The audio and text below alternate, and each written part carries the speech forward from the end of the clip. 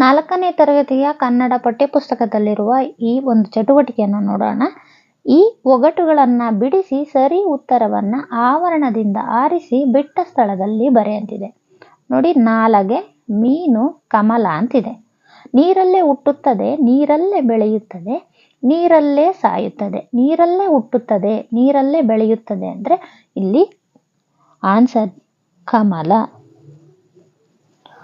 Next ನೋಡಿ, ನಾಡಿನಲ್ಲಿ ಮೊದಲಿರುವೆ, ಕೆಲಸದಲ್ಲಿ ನಡುವಿರುವೆ, ಕೊಡುಗೆಯಲ್ಲಿ ಕಡೆಗಿರುವೆ, ನುಡಿ ನಾ ಯಾರೆಂದು. ಇಲ್ಲಿ ನೋಡಿ, ನಾ ಲ ಗೆ, ಆನ್ಸರ್ ಇಸ್ ನಾಲಗೆ. ನೆಕ್ಸ್ಟ್ ನೋಡಿ, ನೀರಿನಲ್ಲಿದ್ದರೆ ಗಿಲಿಗಿಲಿ, ನೀರ ಹೊರಗಿದ್ದರೆ ವಿಲಿ ವಿಲಿ, ಕಡಲ ಕಾಗೆಗೆ ಮಿರಿ ಮಿರಿ. ನೀರಿಂದ ಹೊರಗೆ ಬಂದರೆ ಅದು ವಿಲಿ ವಿಲಿ ಅಂದರೆ ಮೀನು.